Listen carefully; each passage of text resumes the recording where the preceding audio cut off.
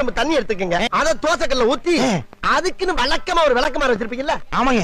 வரட்டு வரட்டு வரட்டுன்னு ஒரு 4 இழுப்பு இழுத்து ஒரு கிண்ண நிறைய மாவு எடுத்து பெரிய ரவுண்டாவும் இல்லாம சின்ன ரவுண்டாவும் இல்லாம பொதுவா ஒரு ரவுண்ட ஊத்தி 4-5 வெங்காயத்தை போட்டு அள்ளி பொடி பொடி பொடியா நறுக்கி அப்படியே மேலாப்ல பரபர தூவி விட்டு சரிங்க ஒரு நீளமான கேரட் எடுத்து அதையும் பொடி பொடியா நறுக்கி சரிங்க அப்படியே மேலாப்ல பரபர தூவி விட்டு 16 கரண்டி நெய் எடுத்து சரிங்க அதுல 6 கரண்டி நெய்ய உள் சைடு அப்படியே லேசா விளாவி விட்டு சரிங்க 10 கரண்டி நெய்ய தோசைக்கு வெளி சைடு அப்படியே மேலாப்ல விளாவி விட்டு சரிங்க இட்லி பொடி இருக்கு பாத்தீங்களா அத அப்படியே அள்ளி மலை சாரல் மாதிரி அதை மேலாப்ல பரபர அப்படியே பேய விட்டு சரிங்க பொத்துனாப்ல அப்படி ஒரு பரட்டு இப்படி ஒரு பரட்டு அப்படி பரட்டி விட்டு அப்படியே ரெட்டி கலர்ல முருக விட்டு அழகா மடிச்சு கம கம கமன்னு ஒரு ஊத்தப்பத்தை எடுத்துட்டு வாங்க. சரிங்க.